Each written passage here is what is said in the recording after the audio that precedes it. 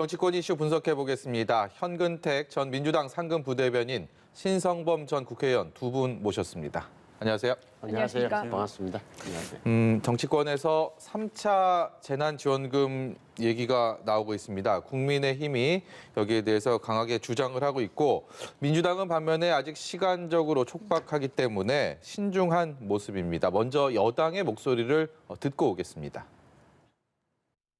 최소한 이제 제3차 재난지원금이라고 한다면 그 규모와 내용 그리고 예산 수요에 대한 부분들이 아직 결정된 바가 없어서 일주일 이내에 그것에 대한 수요를 조사하고 금액과 규모 그리고 지급 대상과 범위를 정하는 부분들이 그렇게 빨리 진행될 수 있는 없다. 그래서 우선적으로 556조의 내년 예산안을 12월 1일 날 신속히 결정을 하고 그 사이에서 여야가 합의해 나간다면 예, 들으신 것처럼 연말 예산 전국, 내년도 예산안 처리하는 과정에서 민주당은 본예산 먼저 처리해야 된다. 그리고 현실적으로도 법정 기한이 예산안 내년도 예산안 처리가 다음 달 2일이기 때문에 이 시한적으로도 좀 어려운 상황이고, 청와대 같은 경우는 거리두기에 따른 또 피해를 지켜봐야 된다라면서 이 결을 같이 하고 있는 상황입니다. 현실적으로 좀 어렵다, 이렇게 봐도 되겠죠? 네, 어쨌든 정부 여당 입장 그렇고요. 그러니까 사실은 재난지원금에서 가장 어려운 문제는 누구한테 얼마를 줄 거냐 문제였어요. 근데 1차 재난지원금도 보시면 알겠지만, 물론 1차 재난지원금은 온 국민한테 나갔습니다. 처음에는 50%, 70% 대상자. 그러니까 결국은 전 국민한테 줄 거냐, 선별적으로 줄 거냐. 이 논란이 1차 때도 몇 달간 논쟁이 있었거든요. 그게 어느 정도 정리되면서 결국 금액이 확정됐었죠.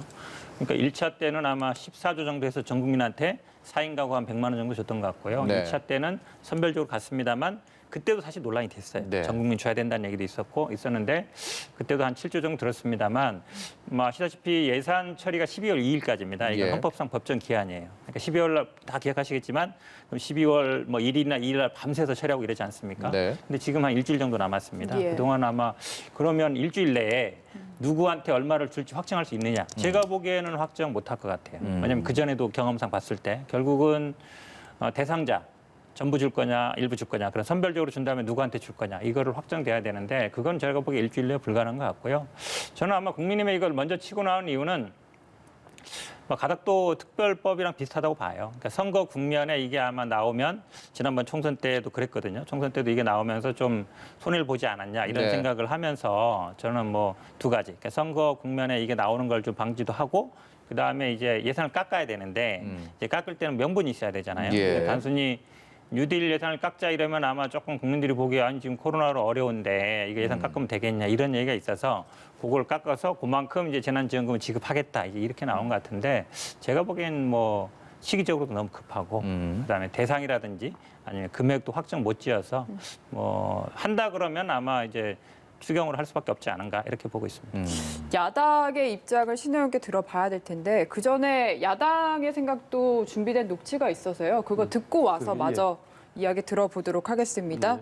이종배 국민의힘 정책위 의장의 목소리 들어보시죠. 국민의힘은 정부의 한국판 뉴딜 사업 등 선심성, 전시성, 낭비성, 홍보성 예산을 과감히 삭감하고 코로나 위기 극복을 위한 민생 예산을 대폭 늘려야 한다고 주장해왔습니다. 이에 당 정책위에서는 코로나 경제 위기 직격탄을 맞는 택시, 실내체육관, 학원, PC방 등 피역정 지원과 위기가구 긴급생계 지원 등을 위해서 3조 6천여 원의 재난지원금을 필요한 곳에 적시에 지급하도록 하겠습니다.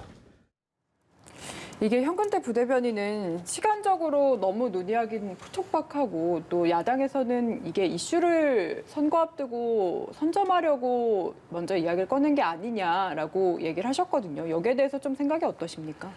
우선 아시는 대로 지금 전부 다 연말 모임도 취소하고 2단계로 격상되면서 완전히 얼어붙었는데, 이 추운 날씨에 완전히 연말 기승 부리고 엉망이 됐잖아요. 그러니까 결국은 지금 제가 볼 때는 공수처나 이런 거 국회에서 이렇게 너무 신공항 이런 문제로 여야 간에 주고받는 것보다는 온 국민의 관심이 여기 쏠려 있다고요. 왜 그러냐면은 아시는 대로 이제 사회적 거리두기 단계 격상 풀었다가 올렸다가 하는 게 일상사가 된 마당에 자영업자들이나 식당 하시는 분들 그리고 실업자들 먹고 사는 문제가 지금 바로 걸렸다고. 그래서 지금은 뭐 야당에서 이렇게 포퓰리즘이라고 지가 반대해 왔다가 야당에서 나온 이유가 있는 거예요. 그러니까 지금 여당과 정부의 제가 상황인식이 안일하다. 제가 못 피합니다. 3차 지원금 할 수밖에 없어요. 국민들이 못 살겠다 하는 마당인데 그러니까 12월 1일이긴 한데 이걸 다시 1월 달에 뭐 12월 1일 달에 2일에 예산안 통과시키고 또 1월 달에 추경할 때 하는 것보다는 아예 본예산에 지금 정규 예산에 편성하자는 게 야당의 주장인데 저는 뭐 그게 되든 안 되든 현실적으로 가능한지는 모르겠습니다만 방향은 맞다고 보는 거예요. 그러니까 좀 심각한 상황으로 가고 있다. 그래서 이는 못 피하니까 아예 일찌감치 여야 모두 마음을 털어놓고 제가 볼 때는 3차 추경 준비해야 됩니다. 지금 야당에서는 본 예산을 아직 처리가 안 된 상황이기 때문에 네네. 본 예산 처리를 하고 그다음에 이게 또 추가 경정 예산을 통해서 또 하느니 그냥 한 건에 할 때 다 같이 하는 게 옳지 않겠느냐 이런 논리들도 내세우고 있거든요. 그러니까 들어보면 그럴싸해 보는데요. 시간상으로 촉박하다는 거죠. 아까 말씀처럼 사실은 이제 우리 긴급 재난지원금 할 때 쟁점 두 개였어요. 누구한테 줄 건지, 그다음에 재원 마련 어떻게 할 건지. 예. 근데 지금 재원 마련은 본 예산을 깎아서 하자 그러니까 제가 보기에 약간 뭐 피해가는 것 같은데 어쨌든 명분이 됐는데 네. 명시적으로 얘기는 안 하고 있죠. 전부 전 국민이냐 선별이냐. 근데 지금 얘기하는 뉘앙스로 보면 금액이 3조 6천억이면 2차 때도 7조 됐기 때문에 그 반 규모잖아요. 예. 그러면 제가 보기에 그리고 필요한 곳에 적시하자. 그러니까 선별은 얘기 맞지만 명시적으로 얘기는 안 하고 있거든요. 네. 그러면 차라리 어떻게 할 것인지 예를 들어서 전 국민인지 아니면 선별인지 본인들이 생각하기에는 3조 6천억을 어떤 기준에서 누구한테 얼마 주겠다든지 이렇게 명시적으로 얘기를 해야 됩니다. 그게 저는 솔직한 얘기인 것 같고요. 시기적으로 저는 조금 더 일찍 나왔어야 된다. 이게 지금 왜냐하면 예산이 아마 일주일 정도면 아마 증액하고 감액하고 거의 마무리 수순이거든요. 마무리 수순인데 그럼 결국은 지금 국민의힘은 이 3조 6천억 정도를 본인의 한에다 깎아서 삭감해서 넣자는 얘기예요. 예. 근데 이 삭감하는 거에 결국은 동의를 해야 되는 건데 그게 저는 쉽지 않다고 봅니다. 그렇다고 본다 그러면 저도 총론적으로는 지금 말씀하신 것처럼 3차 재난지원금이 나갈 수 있다. 이 부분은 뭐 저희 당에서도 인정하는 반대예요. 그걸 예. 어떻게 할 것이냐, 언제 할 것이냐 이 부분 아마 강론에서 조금 이견이 있는 것 같습니다. 이 사안에 대해서 김종인 비대위원장이 적극적으로 주장을 했기 때문에 정치적으로 봤을 때는 이거 재보궐선거 앞두고 좀 이슈 선점하려는 그런 속내가 있는 거 아닌가 이런 속내야 뭐 속내가 아니라 그 읽히는 거죠. 하거든요. 그런 생각이 있겠죠. 그거는 뭐 당연한 거죠. 정치를 하는 입장에서. 근데 제가 볼 때 그런 속내가 뭐 정치적으로 그런 배경이 있다. 이게 뭐 그 논리의 부당함을 논쟁하는 근거는 아니잖아요. 예. 정치를 할 수 있는 거고 당연히 또 지금 시점에서 당연히 해야 되는 거예요. 예를 들어 보시면 K 뉴딜 예산이라는 게 좀 보시면 알겠지만 여러 가지 좋은 말 뭐 디지털로 넣고 그린도 넣고 많이 했는데 대부분의 경우 SOC 예산이라고 이제 그러니까 야당 입장에서는 저걸 K 뉴딜에서 예. 깎자는 거고 근데 저 여당이나 이제 정부 입장에서 대통령의 중점 사업인데 못 깎는다는 게 아마 좀 쟁점이 될 것 같은데 어찌 됐건 지난 1차, 2차 때도 지금 재난지원금이 나왔습니다만은 지난해 통계청에서 발표한 거에 가계 수지 동향 보면 이상하게도 그렇게 두 번에 걸쳐서 한 많이 나눠졌는데도 대부분의 경우에 상층부 어떻게 보면 고소득층에게 더 많이 갔다는 거예요. 다시 말하면 그 사람들은 여유가 있어서 집에 쌓아놨고 오히려 생활 어려운 분들은 다 써버리는.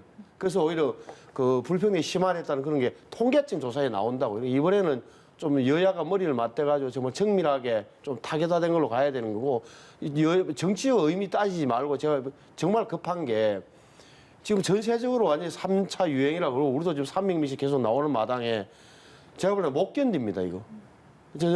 지금 굉장히 긴급한 상황이라서 정치권이 여기에다 좀 올인했으면 하는 생각, 바람을 갖고 있어요. 그 사실 작년에도 세 차례다 추가 경정 예산을 편성한 그렇죠. 게 굉장히 예, 네. 이례적이지 않았습니까? 네. 근데 내년에도 이제 1월부터 본 예산 이제 편성하자마자 1월부터 추경안을 또 내놓는다는 게 정부로서도 사실 부담스럽지 않을까? 이 사실은 뭐 부분도 3차, 4차까지 한 게 걱정이 50만에 되지 처음이죠. 예. 근데 이런 코로나 사태도 어찌 보면은 거의 처음인 일이고요. 아시겠지만 뭐 미국이나 일본도 우리나라보다 더 돈을 많이 풀고 있습니다. 그래서 예. 아마 저는 뭐 큰 틀에서 보면 아마 1차 때는 전 국민 나가서 조금 소비가 그래도 진작되지 않았냐 이런 얘기들이 있어요. 예. 근데 2차 때 나가서는 그래도 선별적으로 나가서 또 업종에 지원하다 보니까 소비 진작에는 그러니까 그 어쨌든 좀 업체에 직접 지원했거든요. 여행사라든지 아니면 가게라든지 이러다 보니까 그 개인들이 소비하는 건 많이 늘지 않았다 이런 얘기가 있었어요. 저는 개인적으로는 전국민 전환하는 게 맞다고 보고 그게 금액이 크든 적든 엠블론이 나누는 게 가장 공평하다고 보는데 만약 예를 들어서 4조 6천억 정도면 뭐 한 10만 원 정도씩 될 것 같은데요. 1인당. 차라리 그렇게 지원하자. 왜냐하면 김종인 위원장이 총선 때도 그랬습니다. 오히려 전국민 지원하는 게 맞다 이랬거든요. 예. 그렇게 얘기하는 게 오히려 논의를 더 확장시킬 수 있는 방법이 된다. 왜냐하면 아마 이낙연 대표는 2차 지원할 때는 선별 지원으로 갔거든요. 그랬죠. 지금 이재명 예. 시장 같은 경우는 전 국민에 또 현금 돈으로 주지 말고 뭐 화폐로 주자는 거니까 저는 차라리 전 국민이냐 선별이냐 화폐냐 현금이냐 요게 제가 보기에는 쟁점이 될 것 같기 때문에 아예 야당에서 먼저 제기를 해준다 그러면 여당 내에서도 아마 좀 논의를 더 촉발시킬 수 있지 않을까라고 보고 있습니다. 예상되는 추가적인 보편적 복지 또 선별적 복지 이 부분에 대한 또 논의들이 길어질 것 같기 때문에 좀 더 시간을 가지고 충분하게 생각을 해보자라는. 참고로 제가 현근택 들어오기 전에 대변인 외신 말씀입니다. 기사를 한번 보니까 일본 기사인데 일본 정부에서는 이제 일본도 추경을 해야 돼요. 그러니까 네. 3차 추경을 하는데 규모가 아마 우리 돈으로 한 210조 원이 넘는다 그래요.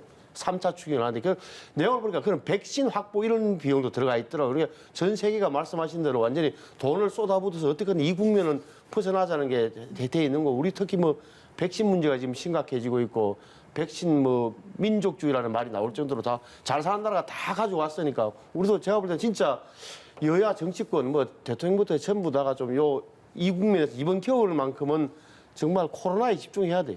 예, 오늘부터 이제 코로나 2단계로 상향이 되다 보니 저희가 또 이제 3차 재난지원금 이야기가 길어진 것 같습니다. 이슈 넘겨보겠습니다.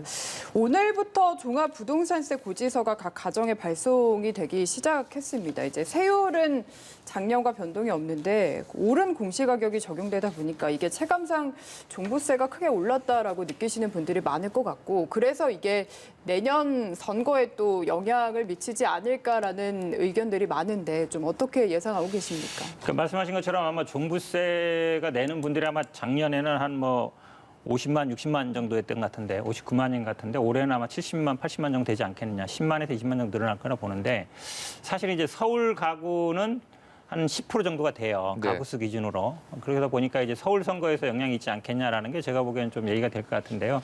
근데 종부세가 사실은 많이 좀 부풀려져 있어요. 세금 폭탄이라 그러는데 지금 이제 1가구 1주택 공시지가 기준입니다. 9억 이상, 9억까지는 안 내거든요. 근데 공시지가가 보면은 최근에 가격이 많이 올라서 사실 50% 정도밖에 안 돼요. 실제로 따지면 그러면 1가구 1주택 갖고 있는 사람은 한 20억 정도 되는 분들이 종부세를 그 이상이면 종부세 낸다. 이렇게 보면 됩니다. 그래서 한 강남에 한 30억 정도 되면은 아마 작년에 한 뭐 150 내다가 지금 한 300 정도 내는 수준이거든요. 그렇게 본다 그러면 1가구 1주택 오래 갖고 있는 분들은 종부세에서 그렇게 크지는 않다. 근데 지금 걱정하시는 것처럼 이제 최근 집가가 많이 그 아파트 가격이 많이 오르다 보니까 안 내던 분들이 많이 들어가게 된 거죠. 한 10만에서 20만 정도 들어갈 것 같은데요. 저는 가격이 만약에 제가 말씀드린 것처럼 한 30억 정도, 그러니까 20억 하다가 한 30억 됐는데 그게 이제 한 150 내다가 300 내는 정도거든요. 실제로 보면. 근데 그거를 2배 올랐다. 물론 앞으로 더 오를 겁니다. 근데 아파트 가격이 한 채 갖고 있으면서 한 20, 30억 됐는데 1년에 아마 제가 보기에는 재산세랑 하면 한 1,000만 원 정도 될 거예요. 내는 거는 저는 뭐 그렇게 많은 건 아니다. 그리고 앞으로도 이게 아마 그 공시 가격이 현실화 될 텐데요. 현실화 되더라도 어쨌든 아파트 가격이 상승하고 뭐 20, 30억 정도 되는데 한 1,000만 원 정도 내는 거라면 저는 충분히 감당할 수준이다라고 보고 있습니다. 국민의힘에서는 늘어난 종부세, 뭐 폭탄, 벌금 이런 표현까지 해가면서 여권을 맹 비난하는 소재로 삼고 있습니다. 이 여진이 어느 정도나 이어질지도 좀 궁금한데 어떻게 보세요? 이게 종부세 내는 분들이 전국적으로 아마 뭐 몇십만, 100만은 안 될 테니까 뭐 많아봐야 한 80만 명 된다 치면 여당이나 이제 정부에서는 별 걱정 안 한다. 이분들이 뭐 소리 내봐야 그렇지 많지 않은 숫자라고 생각할지도 모르는데 이게 중요한 이유가 결국은 이게 어떻게 보면 이제 이 집 한 채 갖고 있는 사람들이 상당히 많잖아요. 연세 드신 분들이. 그래서 이제 집값은 올랐지만 이 현금화 안 된 마당에서 세금이 굉장히 많이 나가게 되면은 결국은 뭐 가처분 소득이 줄어들거든 이런 문제가 생기는데 그것도 이제 강남이라고 칩시다. 그러면은 이 정부에서 이렇게 보유세를 많이 올리고 재산세에 꽝꽝 때리면은 정책의 목적이 뭐냐 말이에요. 그럼 다시 말해서 아파트 값이 안정되고 전세 값이 떨어지는 그런 정책 효과를 낸다면 많은 사람들이 참아주겠지만 국민들도 고개를 끄덕거리겠지만 이게 좀 있으면 5년 후에는 뭐 서울시의 절반 가까이가 세금을 내게 된다든지 예를 들어 종부세를 내게 된다든지 예. 공시가 공시가 올라가기 때문에 이렇게 된다면 사람들이 참을 수 있겠습니까? 그리고 무엇보다 이 문제는 이 정부의 국민들이 가지고 있는 불안의 근원은 뭐냐면은 있는 사람 잡아서 없는 사람 기분은 좋게 만들지만 현실적으로 그렇게 더 사람 없는 사람 상황을 집값을 더 올리거나 전세값을 올려서 없는 사람 사정을 더 어렵게 만드는 것 아니냐는 의구심에서 못 벗어나는 거예요. 비현실적인 정책을 많이 쓰다 보니까 굉장히 오히려 없는 사람들이 더 힘들어진 것 아니냐 그런 불만들이 있기 때문에 심각한 거고 제가 볼 때는 서울시장 선거 내년에 4월 7일입니다만 보궐선거의 쟁점이 뭐 다 아는 이야기예요. 결국은 부동산, 아파트 전세하고 세금 문제가 될 겁니다. 네, 알겠습니다. 그리고요, 그 더불어민주당 내 친문 현역 의원이 네네. 주축이 된 민주주의 4.0 연구원이 출범이 하지 않았습니까? 그러면서 이제 차기 대권 지역에서 영향을 미칠 것이고 특히나 현재 주목받는 후보가 아니라 제3 후보론을 아마 내세울 것이다라는 추측들이 나왔는데 오늘 홍영표 의원이 이런 추측들에 좀 힘을 싣는 발언을 해서 주목을 받았습니다.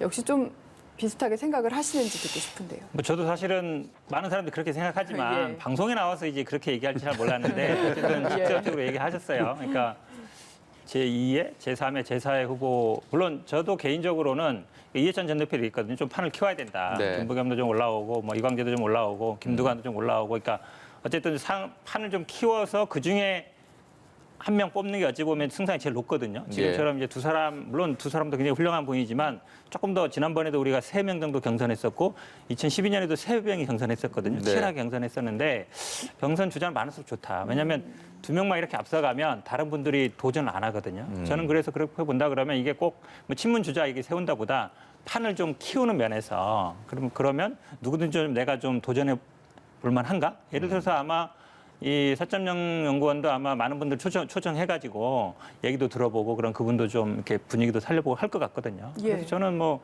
큰 틀에서 보면 판을 키우는 면에서 본다 그러면 제3의, 제4의, 제5의 후보가 나오는 게 맞다라고 봅니다. 네, 그래야만이 현재- 제가 예. 보기에 왜냐하면 두 사람이 지금 앞서고 있는데 한 사람이 만약에 어떤 문제가 생겼을 때 다른 사람들이 미리 도전을 안 해놓으면 사실은 재미가 없거든요. 네. 재미가 없으면 국민들이 관심을 안 가져요. 네, 그런 면에서 본다 그러면 판을 키우는 면에서는 뭐 저는 의미는 있다라고 봅니다.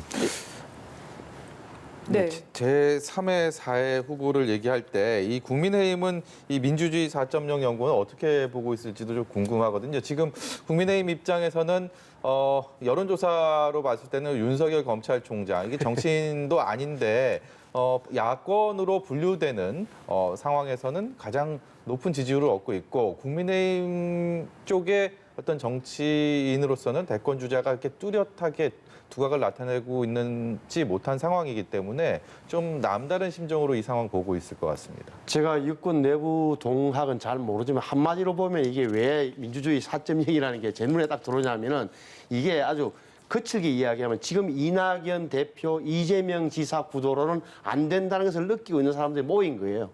정확하게 말하면 정말 말 좀 더 그 간추려서 이야기하면 안 된다는 보다는 불안감을 느끼는 사람을 칩시다. 예. 그러니까 제 말씀은 지금 1년 한 6개월, 1년 7개월 남은 내후년 2022년 3월 대통령 선거까지 남았는데 그만큼 지금 보여주는 구도가 아무것도 아니라는 거예요. 불안정하다는 거예요. 이낙연, 이재명, 야권일지 여권일지 모르는 현 검찰총장 윤석열 씨. 이 구도가 제가 볼 때는 굉장히 불안정하게 느낀다는 게 현역 의원들, 민주당에서 느끼는 의원들은 민주주의 4.0을 만든 거고 저게 시간이 가면 갈수록 더 이 구도가 정착되기는 불안해질 거라고. 네. 그래서 아직은 이거는 제가 볼 때 지금 나오는 여론조사 윤석열 총장 런닝 많이 하는 문제 몇 프로 나오는 게 지금으로 봐서 큰 의미가 없다고 제가 주장하는 근거가 이런 데 있는 건데 이 구도가 올 연말 지나고 내년 초 되면 또 4월 달에 서울시장과 부산의 재보궐선거 결과에 따라서 왕창 바뀌기 때문에 유동성이 아주 높아졌다. 그 다 불안감을 느끼고 있는 하나의 정표가 바로 민주주의 4.0의 등장이다. 이렇게 봅니다. 연말 전국의 또 다른 뜨거운 감자인 공수처, 공수처 설치를 위해서 공수처장이 있어야 되는데 이 공수처장 선출을 위한 추천위 회의가 우여곡절 끝에 내일 열리고요. 이와 또 별개로 법적인 절차, 법안을 새로 만들기 위한 절차도 진행이 된다고 합니다. 여야 간극이 여전히 굉장히 커 보이는데 어떻게 전망하십니까? 제가 보기엔 뭐 국민의힘이 갑자기 태도를 바꿔가지고 우리 찬성하겠다 이렇게 나올 것 같지는 않아요. 왜냐하면 뭐 이게 20대 국회 때부터 계속 싸워왔던 얘기고요. 그 당시에 패스트트랙으로 지금 열 몇 분이 재판까지 받고 있지 않습니까? 결국 공수처법이었거든요. 예. 그다음에 21대 총선 때도 1호 공약이 공수처법 폐지였어요. 예. 그다음에 지금 나와서도 계속 이제 그동안 공수처를 안 만들었는데 지금 헌법재판소도 가 있고요. 예. 그 결정 나면 하자고 하는 거라서 사실 어찌 보면 보통 법조계에서는 그래도 중립적인 변협에서 추천한 세 분이나 그다음에 대법원에서 추천한 한 분, 네 분 중에서 한 분 정도는 돼야 된다는 게 대체적인 생각이었거든요. 예, 여야 예. 추천이라든지 뭐 법무부 장관 측근은 법무부 장관도 여당 정치인이었기 때문에 아니지만 그동안도 보면 변협에서 추천한 분들이 대부분 됐었습니다. 왜냐하면 변협이 왜냐하면 지금 변협 회장도 공수처 반대고 성명서까지 냈던 분이에요, 작년에. 그렇게 본다 그러면 중립적이라고 볼 수 있는데 지금 보면은 야당 측 이 추천위원하고 변협 회장하고 약간 붙었거든요. 예. 그러니까 그분들은 이제 변협 회장 보고 약간 편파적이다 이러고 변협 회장은 내가 부르면 가는 사람이냐 이러고 있거든요. 예. 그 말은 어찌 보면 변협에서 추천한 분들이 결국은 5표밖에 못 얻었거든요. 그러니까 두 분은 반대한 거예요, 계속. 저는 이게 다시 그러면은 지금 10분 추천하라고 해서 했는데 요거까지만 추천받자고 했는데 다시 추천받는다고 해서 그중에 한 명 찬성할 건가? 저는 그렇게 보지 않아요. 그러면 10분 중에서 하는 게 맞는데 여기서 저는 밤새도록이라도 투표해서 한 번 나오면 좋고 만약에 안 나오면 어쩔 수 없다. 법 바꿀 수밖에 없다로 보는데 지금까지 태도로 보면 야당이 갑자기 태도를 바꿔서 두 분 중에 한 분이 찬성할 가능성은 별로 없다라고 보면 지금 아마 나오는 게 이제 3분의 2 찬성 그러면 아마 5명 찬성이거든요. 그렇게 법 개정으로 될 가능성이 많지 않은가라고 보고 있습니다. 이제 내일 어쨌든 이제 4차 추천위 재소집이 있는데 역시 비슷하게 이제 추천위에서 극적으로 뭔가 타협이 나올 가능성은 좀 낮다고 보시는지요? 그렇죠. 그러니까 지금 이제 박병석 의장이 가운데 들어서 한 번 더 모여보자라고 하니까 이제 내일 모이는 건데 말씀하신 대로 야당 국민의힘 입장에서 그 한 사람으로 한번 모아라서 두 명의 야당 추천위원 2명이 한 사람이 저리 추천해 준다든지 이렇게 해서 1대6, 6대1 1로 만들어줄 가능성이 제로인 게 야당에서는 계속 지금 위헌 이야기했고 그다음에 그 가능성이 제로죠 지금 현실적으로. 그래서 결국 남는 것은 이제 여당이 어떻게 하느냐인데 제가 볼 때는 25일 날 내일 그 4차에 끝나자마자 법안심사 소위를 열어서 여당에서 낸 공수처법 개정안 다시 말하면 야당의 비토권 둘을 없애는 걸로 이렇게 밀어붙이느냐 아니냐 결단만 남은 것 같아요. 결정만. 그렇게 될 경우에 이제 제가 저 예상컨대 이런 거죠. 그러니까 여당이 저런 식으로 가면 굉장히 연말은 완전히 굉장히 시끄러워진다. 다만 야당도 사실은 할 수 있는 게 없어요. 국민의힘 입장에서 이렇게 반대한다는 소리를 내는 것 외에는 다른 대안도 제시할 수 없는 상황이기 때문에 여당의 결정만 남았는데 제가 볼 때는 여당에서 과연 그렇게 할 수 있을까? 할까? 여당 내부에 다른 소리도 들리고 좀 더 기회를 주자는 소리도 나올 수 있고 이거 무엇보다도 야당의 비토권을 인정 안 하고 저렇게 밀어붙여서 공수처를 어차피 연말에 출범시켜 본들 저 정치적 저 갈등을 어떻게 처음부터 안고 공수처가 제대로 출범할 수 있을까 이런 고민을 아마 할 텐데 제가 오늘 변수가 하나 또 이낙연 대표가 지금 격리돼 계시니까 이낙연 대표의 최종 사인이 어떻게 나올지 좀 봐야 될 것 같아요. 이낙연 대표는 민주당은 민주당대로 공수처법 개정하는 절차 진행하자 이런 얘기를 오늘 또 밝혔기 때문에 두 분 말씀처럼 정치적 합의를 공수처장 선출에 있는데 여야가 이르지 못한다면 결국 법 개정 절차를 나서겠다라는 게 민주당의 강한 의지고 그렇게 된다면 연말 전국은 어떻게 흘러갈 것이라고 예상하시나요? 그러니까 이낙연 대표가 내년 3월까지거든요. 만약에 대권에 나간다 그러면 그럼 아마 입법을 할 수 있는 게 거의 이번 주가 마지막이에요. 예. 그럼 아마 공수처법을 안 할 수 없습니다. 그러니까 대표가 돼서 뭔가 성과를 내야 되거든요. 공수처법이라든지 지금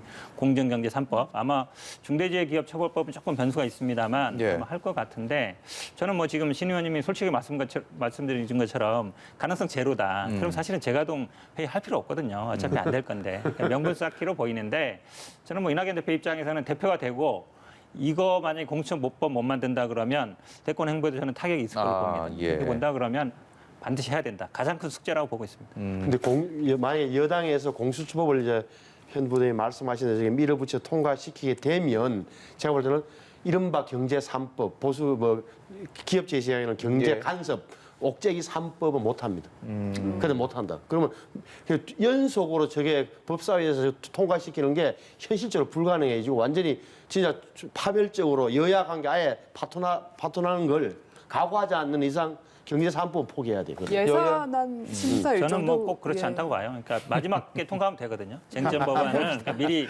사실 공정경제법은 김종인 비대위원장도 하자 그랬어요. 예. 상법이라든지 뭐 금융위를 하자 그랬기 때문에 어찌 보면 쟁점이 아니거든요. 먼저 하고 오히려 중대재해기업처벌법은 김종인 위원장이 하자 그런 거예요. 예. 그런 거 먼저 하고 쟁점이 되는 이제 공수처법 맨 마지막에 하면 제가 보기에 뭐 문제 없을 거로. 그 민주당의 그 뜻을 또 국민의힘은 또 어떻게 받아들이고 여야 정치권이 연말 정국을 아니 이낙연 만드는지 참. 대표의 처지 그러니까 다시 말하면 아주 민주당의 지지자층이나 아주 강한 지지자들, 극렬 지지자층들은 도대체 대표에서 해놓은 게 뭐냐? 당신 뭐야 공수법 하나 못하고 이런 압박이 엄청 시달릴 예. 텐데 저는 그래서 하고 이제 내일이나 모레가 그 이낙연 대표의 정치적 그 앞으로의 행보에도 큰 영향을 주는 결정의 시점인데 잘 판단하시라는 말씀을 드리고 싶어요. 네, 이낙연 대표는 두 분 말씀처럼 참 중대한 기로에 서 있는 것 같습니다. 오늘 말씀 여기까지 듣도록 하겠습니다. 지금까지 현근택 전 민주당 상근부대변인, 신성범 전 의원이었습니다. 고맙습니다. 감사합니다.